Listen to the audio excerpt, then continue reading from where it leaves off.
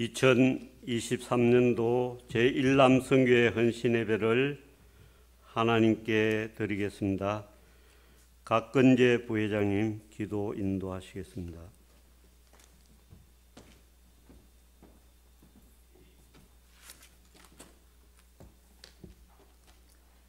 역사를 주관하시는 하나님 아버지, 하나님의 놀라운 사랑과 은총에 감사와 찬송을 드립니다. 저희들을 하나님의 귀한 자녀로 삼아주시고 방황하는 저희들에게 주님을 알게 해주신 극진한 사랑에 깊은 감사를 드립니다. 오늘 우리 남성교회 회원들이 마음과 뜻과 정성을 다해 사명을 다짐하는 헌신예배로 드립니다. 오늘 헌신예배를 통해서 하나님께 다짐하는 새로운 인생을 살아갈 수 있도록 저희들의 마음을 인도하여 주옵소서. 특별히 우리 남성교 회원들은 복음의 기수로서 청지기의 사명을 다하며 사랑이 메마른 이 땅 위에 사랑을 실천하고자 뜨거운 심정으로 모였나이다. 하나님의 의로운 손으로 우리를 돌보시어 죄악이 만연한 세상 가운데서 신앙의 힘으로 승리할 수 있도록 도와주시옵소서. 세상은 정말로 갈수록 포악해져 가고 있습니다. 진리는 사라지고 죄악만 남아있는 이 엄중한 시기에 재림을 준비하는 우리 남성교 회원들이 되게 하옵소서. 우리 복음의 일꾼들에게 성령의 능력과 지혜를 허락해 주시옵고 주님의 몸된 교회를 위하여 무슨 일을 하든지 하나님의 영광을 위해 일하는 귀한 존재가 될 수 있도록 인도하여 주옵소서. 오늘 목사님의 말씀을 통해서 심령의 갈증을 풀 수 있도록 흡족한 은혜를 주셔서 사명을 다하는 모든 회원들이 되게 하시고 하나님의 귀하신 뜻이 이 땅 위에 온전히 이루어지길 원합니다.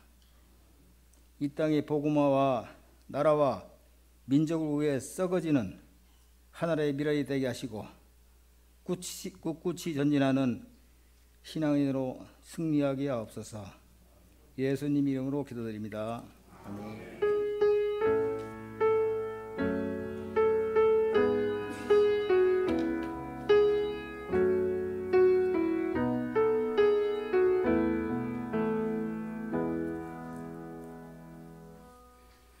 찬송 430장 부르겠습니다.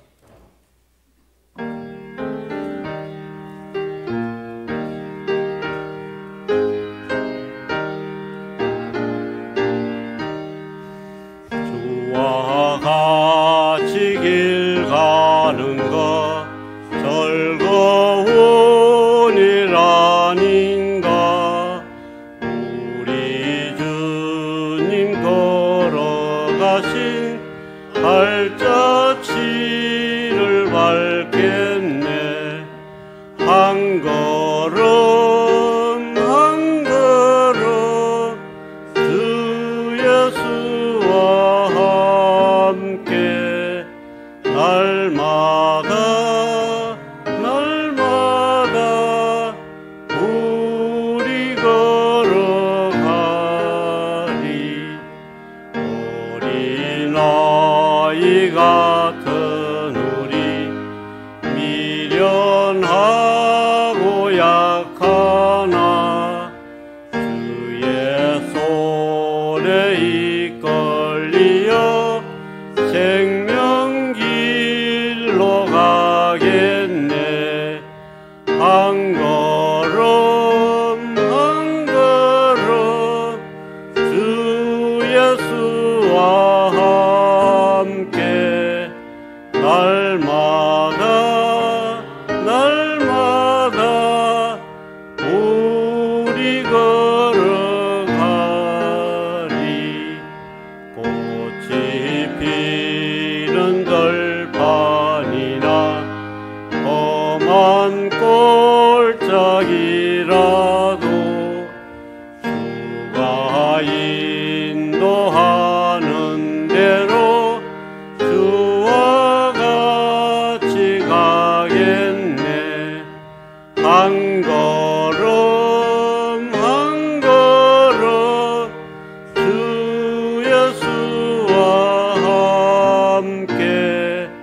날마다 날마다 우리 걸어가리. 애써 헌지자의 녹같이 우리들도 천국에 끌려 올라갈 때까지 주와 같이 걷겠네. 한 걸음 한 걸음 주 예수와 함께 날마다 날마다 우리 걸어가리.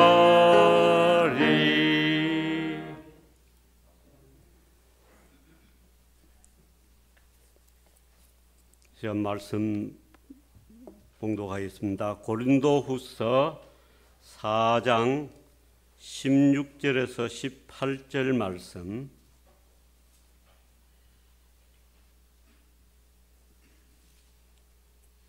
제가 봉독하겠습니다. 그러므로 우리가 낙심하지 아니하노니 우리의 그 사람은 낡아지나 우리의 속 사람은 날로 새로워지도다. 우리가 잠시 받는 환난에 경한 것이 지극히 크고 영원한 영광에 중한 것을 우리에게 이루게 함이니 우리가 주목하는 것은 보이는 것이 아니요 보이지 않는 것이니 보이는 것은 잠깐이요 보이지 않는 것은 영원함이라. 아멘. 이 시간 제1남성교회 회원들 일동으로 특송하겠습니다. 321장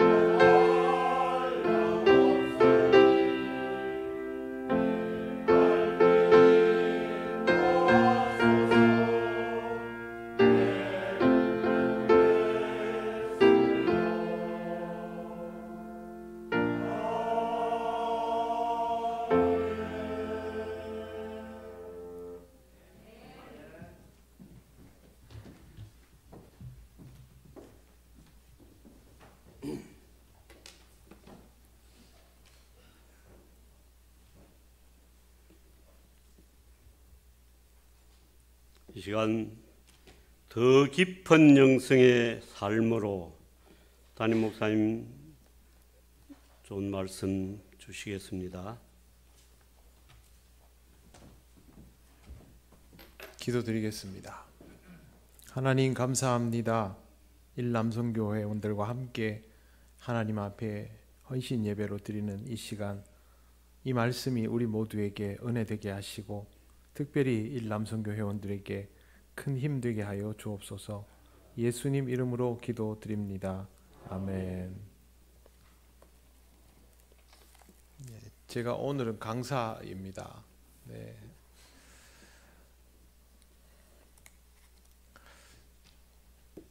목회자는 나이에 상관없이 젊은 시절부터 계속해서 연세가 드신 분들과 제일 가까이에 있으면서 그렇게 살아옵니다. 저도 지금 25년이 좀 넘었는데요.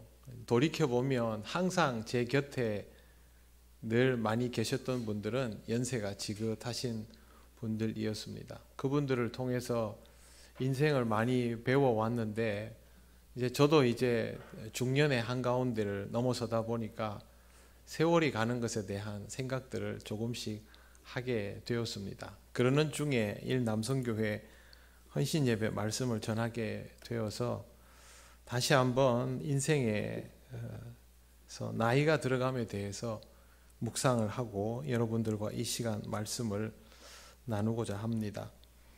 겉사람은 낡아지나 속사람은 날로 새롭다라는 이 말씀은 청년기에나 중년기에는 들어도 별로 부담이 되지 않습니다. 아, 그런가 보구나. 그래 보이는구나. 그 정도 생각밖에 들지 않습니다. 본인의 겉사람이 낡아진다는 느낌을 가지지 못하기 때문입니다. 그러나 장년기에 접어들면서부터 이 구절의 무게감을 서서히 느끼기 시작하고 노년기에 접어들면 이 구절은 굉장히 무겁게 다가옵니다. 물론 속사람이 날로 새로워진다라는 부분이 매우 큰 위안이기는 합니다만 실제로 겉사람이 낡아지는 것의 속도가 생각보다 빠르고 예측할 수 없는 영역이기 때문에 부담이 될 수밖에 없습니다. 겉사람이 낡아진다 이렇게 하면 그래도 좀 부담이 덜한데요. 이걸 딱 줄이면 노화라고 할 수 있습니다. 그러면 부담이 더 됩니다. 노화를 늦춰보기 위해서 모진 애를 쓰는 사람들도 있지만 흐르는 세월은 막을 수 없습니다. 만약 겉사람에게만 기준을 두고 살아간다면 우리 인생의 만족은 서서히 사라지게 될 것입니다. 바울은 왜 성경 구절 안에 이러한 표현들을 넣어두었을까요? 바울 자신도 이와 같은 경험을 하고 있었기 때문입니다. 사도 바울의 출생 연도는 주후 5년 그때로 추정합니다. 사망 연도는 주후 64년에서 66년 정도로 봅니다. 대략 60세 정도의 생을 살았던 것으로 보입니다. 그 중에 오늘 본문이 나오는 고린도 후서의 기록 배경은 주후 56년경으로 추정합니다. 3차 전도 여행 때이고 50세가 막 넘은 시기입니다. 예루살렘을 방문하고 투옥되고 로마에 호송되었다가 순교를 한 것으로 바울의 마지막 시간들은 알려져 있습니다. 그 시절 이전에도 바울은 육체의 질병이 있었고 눈에도 문제가 있었던 것으로 보입니다. 육체의 병이 무엇인가에 대해서 여러 가지 추정이 있지만 정확하게 알려지지는 않았습니다. 다만 이것이 바울의 생활에 굉장히 큰 타격을 줄 정도의 가볍지 않은 병이었다라는 것만 알 수 있을 정도입니다. 50세가 이제 넘었고 또 가볍지 않은 병이 있고 늘 글씨를 읽어야 하고 써야 하는 사람에게 눈이 굉장히 문제가 있는 상태라면 그건 결코 쉬운 일이 아닙니다. 당시 로마 제국의 평균 수명은 여자는 23세, 남자는 25세입니다. 생각보다 수명이 굉장히 짧지요. 그런 이유가 있습니다. 유아 평균 사망률이 너무 높아서 그렇습니다.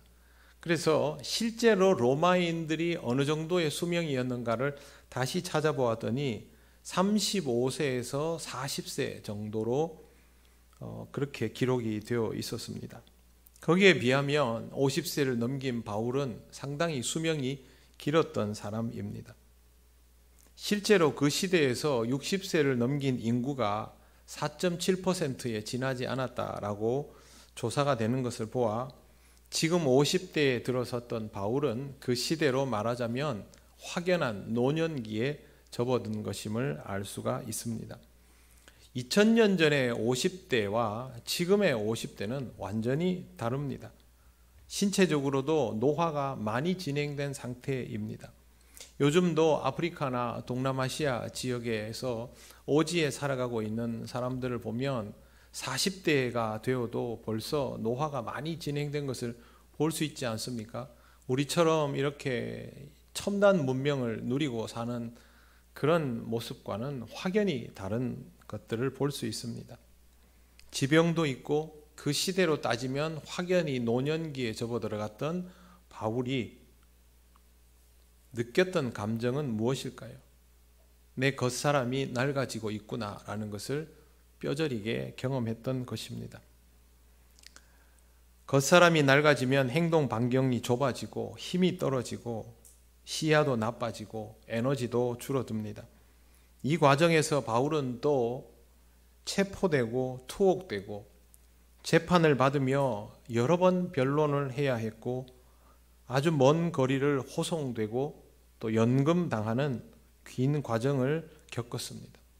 육체적으로 한계에 부딪힐 수밖에 없는 상황이 바울에게는 있었던 것입니다. 요즘같이 교도소 시설이 좋아도 사람들이 감옥에 들어가면 노화가 진행되는 것이 눈으로 보일 정도인데 이런 구금과 연금 상태가 반복적으로 일어난 바울에게 그러한 일들이 왜 없었겠습니까? 그러나 바울의 사역을 보면 추호의 흐트러짐도 없었습니다. 그런 그의 모습은 우리로 하여금 바울이 노년기에 접어들었고 육체에 치명적인 질병이 있다라는 사실조차 잊어버리게 만듭니다. 우리는 실제로 바울이 써놓은 편지들을 보면서 바울의 나이를 별로 연상하지 않습니다. 그에게 육체적으로 병이 있다라는 것, 또 시력에 문제가 있다라는 것, 오랜 선교 사역의 피로도가 높아졌을 거라는 것, 구금 상태에 있다는 것, 박해를 많이 받았을 거라는 것 별로 의식 못합니다. 그냥 우리보다 신앙이 너무 뛰어난 사람, 너무 훌륭한 사람, 신앙의 열정이 대단한 사람, 누구보다 많은 에너지로 살았던 사람, 그렇게만 봅니다. 우리가 그를 그렇게 바라보는 이유는 그의 속사람이 날마다 새로운 것을 그의 편지를 통해서 확인하기 때문입니다. 겉사람이라는 표현을 사용하고 있는데요. 겉사람이란 말은 우리가 알고 있는 것처럼 죽어서 흙으로 돌아갈 수밖에 없는 제한된 육체를 뜻합니다. 이에 반해서 속사람은 복음을 통하여 중생하게 되는 영을 의미합니다. 육체는 시간이 지날수록 노화가 되고 약해지지만 영은 세월에 전혀 영향받지 않습니다. 중요한 것은 우리 인생의 무게가 어디에 실리느냐 하는 겁니다. 만약 겉사람에 의하여 기준이 잡혀 있으면 겉사람이 낡아지는 것으로 인하여 낙심할 수밖에 없습니다. 젊음을 잃어가고 외모가 변하는 것이 우울함과 슬픔이 되어버립니다. 예전에는 그래도 내가 거울 보면 참 괜찮았는데 어느 순간부터 거울을 보지 않게 되지요. 저도 요즘 길을 가다가 어린아이가 이렇게 다가오면 살짝 피합니다. 제 아이 입에서 분명히 할아버지라는 말이 나올 것만 같은 그런 생각이 들더라고요. 그래서 제가 마음속으로 기준을 정해뒀습니다. 어떤 아이가 저를 향해서 할아버지라고 부르면 우리 큰딸이 결혼을 하건 말건 나는 그때부터 할아버지다. 그런 생각을 하고 있습니다. 세월이 간다는 것은 그런 느낌인 것을 저는 이제 조금 배우기 시작했습니다. 몸의 변화는 낙심의 이유가 충분히 될 수 있습니다. 그러나 이런 변화는 막을 수 없으니 결국 받아들일 뿐입니다.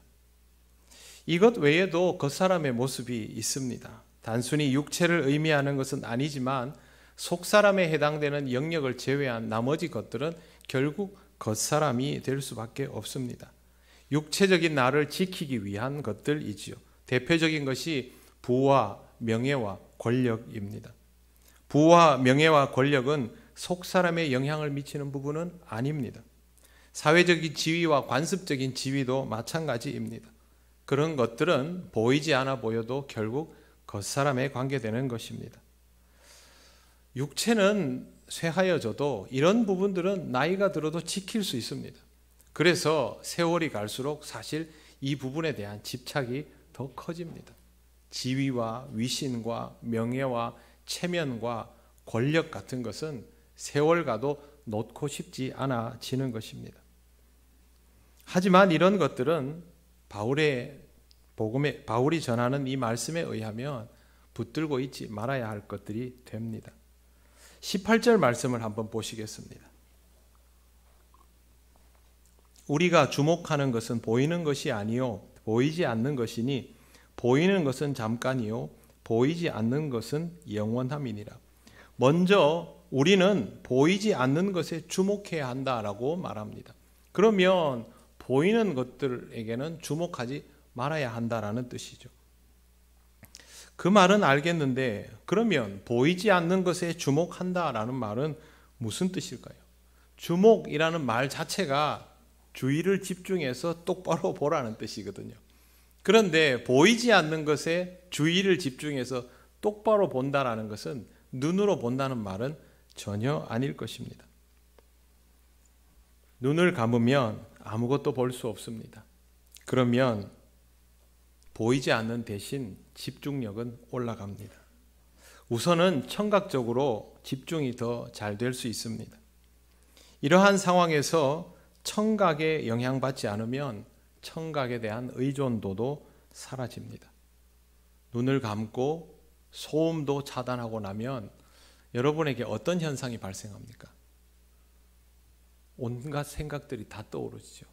그동안 생각지 않았던 것들까지도 그때는 다 떠오르게 됩니다. 주로 걱정과 염려와 근심과 또 때로는 무료한 시간을 채워줄 상상도 포함이 됩니다. 바로 여기에서부터 이러한 것들을 하나하나 내려놓아 갑니다. 그리고 그 자리에서 두 가지에만 집중하는 것입니다. 하나님 그리고 나 자신.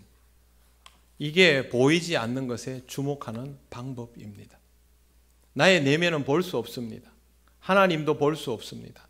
그렇기 때문에 우리에게 다가오는 모든 소음과 시각적인 혼선을 차단하고 그렇게 하나님과 나 자신의 실체에만 집중하는 것이 필요합니다. 하나님이 하시는 무언가에 집중하는 것, 내가 지금 하고 있는 무언가에 집중하는 것이 아니라 하나님 자체에 집중하는 것, 그리고 나의 실체 자체에 집중하는 것입니다. 그렇게 하다 보면 겉사람을 따라 낡아지고 있는 나 자신이 보이기 시작합니다. 그리고 그런 나를 새롭게 하시는 하나님이 내게 오시는 것도 경험되기 시작합니다. 이게 선명하여질수록 나는 겉사람에게 집중하지 않고 하나님이 만져주시는 속사람을 스스로 보기 시작하는 것입니다. 이걸 하려고 은밀한 중에 하나님과 대화할 수 있도록 하는 것입니다. 이게 우리 영성에서 아주 기본적인 영성 훈련의 방법입니다. 근데 실제로 이걸 해보면 잘 안 됩니다. 왜 그러냐 하면 집중력도 당연히 떨어지지만 우리 안에 떠오르는 이 상념들을 다루지를 못하기 때문에 그렇습니다. 보이는 것들, 지금 보이는 것들이 너무 많고 이미 보아버린 것들도 너무 많고 들리는 것들도 너무 많고 이미 들어버린 것들도 너무 많아서 내 생각이 그것의 지배를 받고 있기 때문입니다. 바로 이럴 때에 이 모든 것들을 끊임없이 내려놓아가는 과정이 있어야 합니다. 이걸 내려놓아가면 겉사람의 낡아짐에서부터 자유로워지는 것이고 이것을 내려놓지 못하면 겉사람의 낡아짐에서 자유롭지 못한 상태입니다. 겉사람이 낡아진다면 우리는 우리 자신을 낡아지게 하는 것들을 내려놓아야 합니다. 그리고 우리를 새롭게 하는 것들을 붙들어야 합니다. 그 새로움이 영적인 것이면 우리는 점점 더 영적인 사람이 되어가는 것입니다. 사도 바울이 노화와 질병과 동족의 위협과 오랜 선교 여행의 피로도라는 악조건 속에서도 하나님이 부르시는 그 순간까지 조금의 느슨함도 없이 자신의 인생을 살아갈 수 있었던 것은 겉사람 때문이 아니었다라는 사실을 잘 보시기 바랍니다. 점점 더 깊어지는 그의 영성이 그를 더욱 복음의 사람으로 살아가게 하였습니다.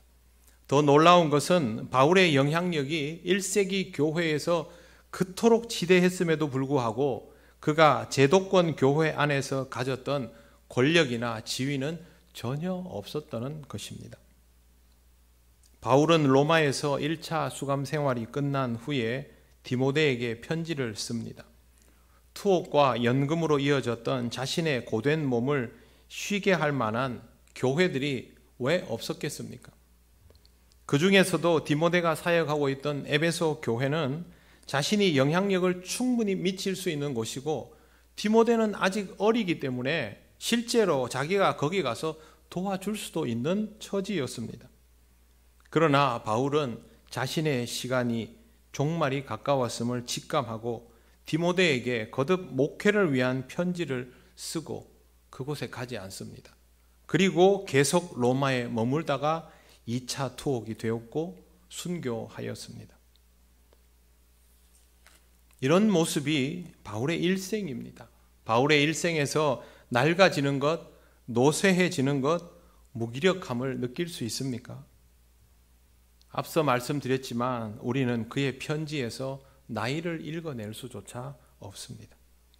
겨우 디모데후서 4장에 있는 것처럼 전제와 같이 내가 벌써 부어지고 나의 떠날 시간이 가까웠도다 라고 기록되어 있으니까 이걸 보면서 바울의 죽음이 가까웠나 보구나, 이제 그제서야 알아차리는 것이 우리들입니다. 바울의 겉사람은 이미 오래전에 낡아져 있습니다. 그러나 그의 속사람이 날마다 새로워졌기 때문에, 그의 영은 더욱더 깊어졌기 때문에 그에게 주어졌던 외적인 모든 조건들을 뛰어넘어서 그는 그때 더욱 왕성하게 활동하고 편지를 쓰고 복음을 전할 수 있었던 것입니다. 바울의 힘은 다른 데 있지 않습니다. 더 깊어진 영성의 사람, 그것이 바로 바울의 힘입니다. 속사람이 새로워지는 것은 기도의 시간이 많다고 되는 일은 아닙니다. 실질적으로 묵상과 기도가 깊은 영성을 위한 영적 훈련의 상태여야만 가능합니다.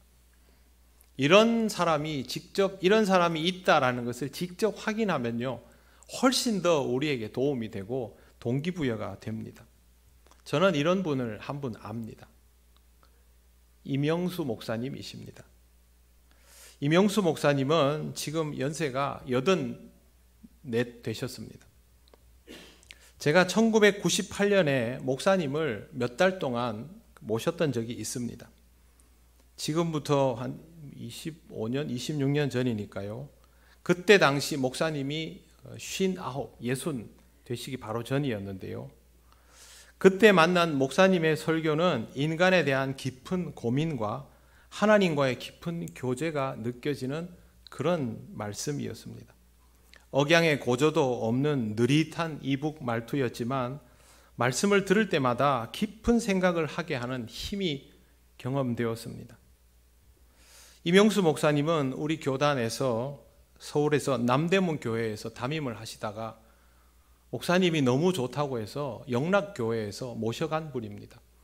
그런데 이 목사님이 영락교회에서 10여 년 정도 목회를 하고 스스로 그 자리를 물러나셨습니다. 이유는 영적으로 유익이 없다였습니다. 그리고 그 목회를 쉬고 잠시 영성에 관한 훈련을 스스로 하시고 공부를 좀 더 하시다가 제가 신대원을 졸업하기 전 해에 주님의 교회 교육전사로 있는데, 그때 이재철 목사님이 간곡하게 요청을 해서 5년만 사역을 하기로 하고 주님의 교회에 오셔서 5년간 목회를 하셨습니다. 목회라고 해도 다른 거 하나도 없고 그냥 말씀 전하는 것이 전부였습니다. 그런데 놀랍게도 그 5년의 시간 동안 지난 10년의 역사보다 교회가 더 빨리 성장했습니다. 교인들 스스로 고민하면서 그렇게 변해가는 모습이 그 교인들 자신들에게도 굉장히 놀라운 변화였을 정도입니다.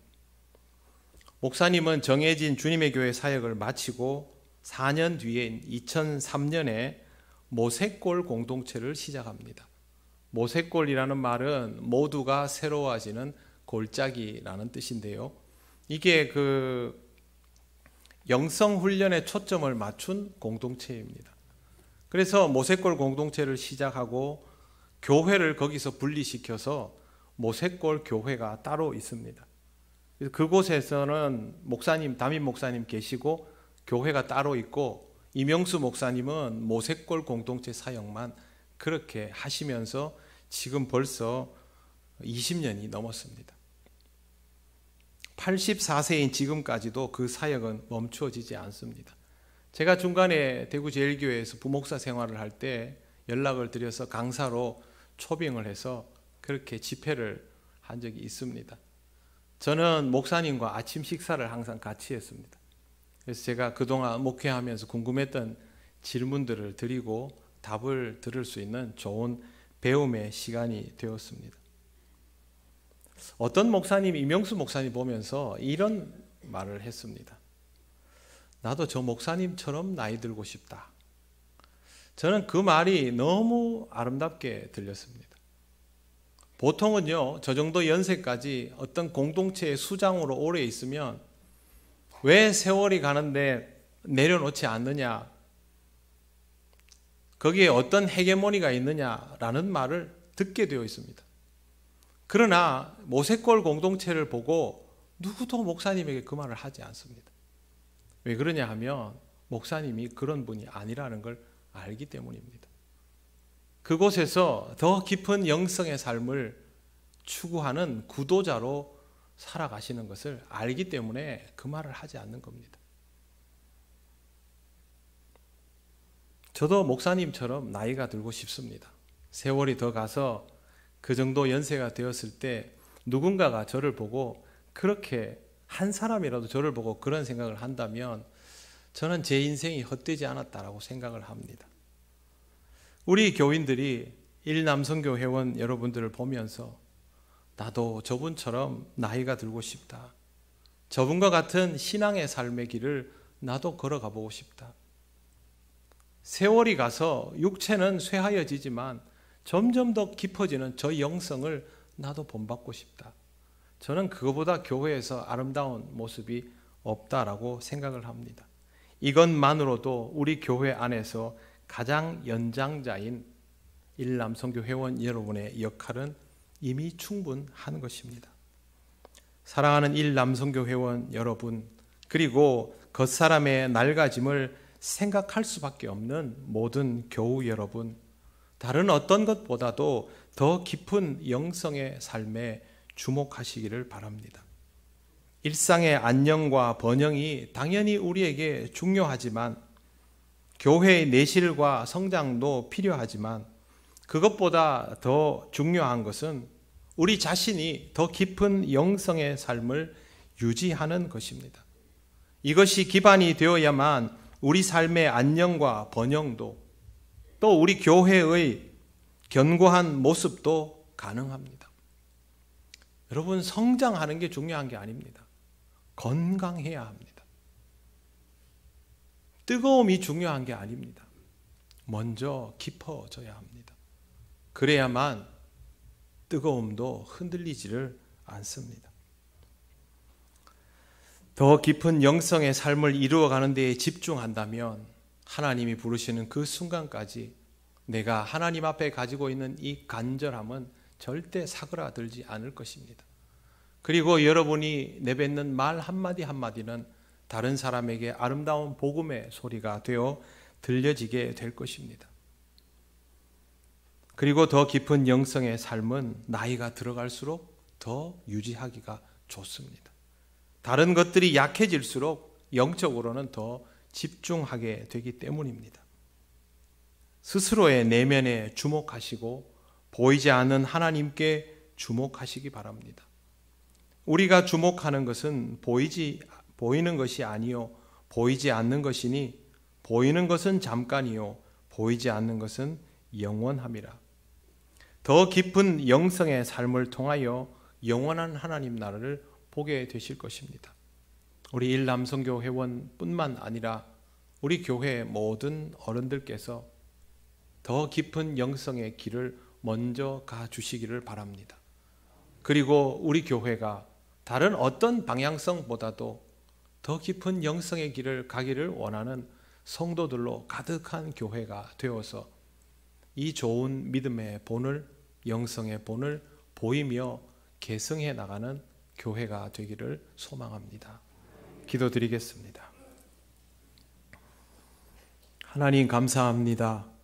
하나님께서 우리 육체에 제한을 두신 이유를 우리가 잘 생각하게 하시고 우리의 부족함들이 하나님의 완전하심을 채울 수 있는 작은 그릇 되게 하심도 깨닫게 하셔서 하나님 앞에 더욱 깊은 영성의 삶으로 나아가는 과정을 우리가 기쁨으로 감당하게 하옵소서. 하나님께서 일남성교 위에 은혜 주셔서 지금까지 우리 교회를 지키게 하심을 감사합니다. 더욱 깊은 영성으로 먼저 그 길을 갈 때에 우리 모든 교우들이 믿음으로 따르며 본받아가는 귀한 교회가 되게 하여 주옵소서. 예수님 이름으로 기도드립니다. 아멘.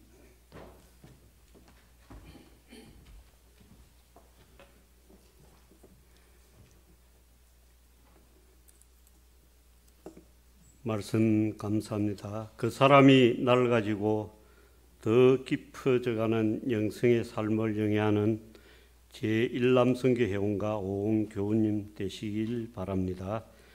이 시간 봉헌 특송으로 김창렬 서기자님 나오셔서 봉헌 찬송 드리겠습니다. 지금 사순절기에 잘 어울릴 만한 찬양곡이 있어서 준비를 한번 해봤습니다. 예수님의 눈물이라는 곡인데요. 혹시 잘 못 부르더라도 가사 가운데 우리를 향하신 하나님의 사랑과 또 우리를 대신하신 예수님의 고난을 묵상하시면서 은혜를 채우시고 또 헌신을 다짐하는 그런 시간이 되었으면 좋겠습니다. 생야를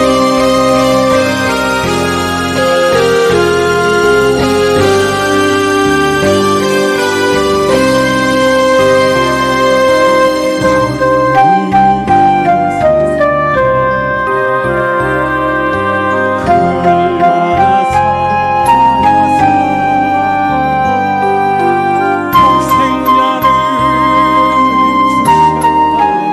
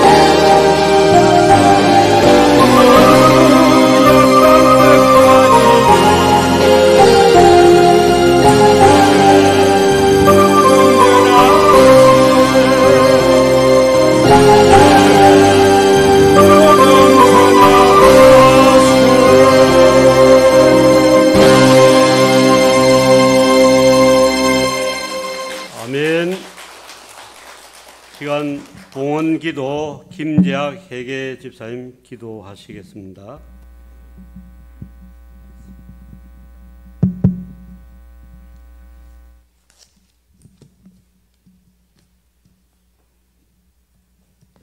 은혜로우시고 자비가 많으신 하나님 아버지, 오늘 또 주님 앞에 나와 예배하게 하심을 감사드립니다. 아멘. 말씀으로 성령 충만케 하시고 저희들을 주의 자녀 삼으시고 구원하여 주신 크신 은혜를 감사드립니다. 아멘. 오늘은 특별히 제1남성교회 헌신 예배로 드리게 됨을 감사합니다. 하나님 영광 받으시고 더욱 주님의 뜻을 이루고 교회와 선교에 힘쓰는 남성교회가 되게 하여 주시옵소서. 오늘 또 순서에 따라 주님께 예물을 드립니다. 드리는 손길마다 복을 더하시고 하는 일마다 잘되게 하옵소서. 예물이 쓰이는 곳마다 주의 영광 드러나게 하시고 하나님의 나라가 전파되게 하옵소서. 우리를 먹이시고 입히시고 필요한 것을 공급하시며 지켜주시는 우리 주 예수 그리스도의 이름으로 감사 기도드리옵나이다. 아멘. 시간 목사님 강구 후에 축도로 제1남성교회 헌신 예배를 모두 마치겠습니다.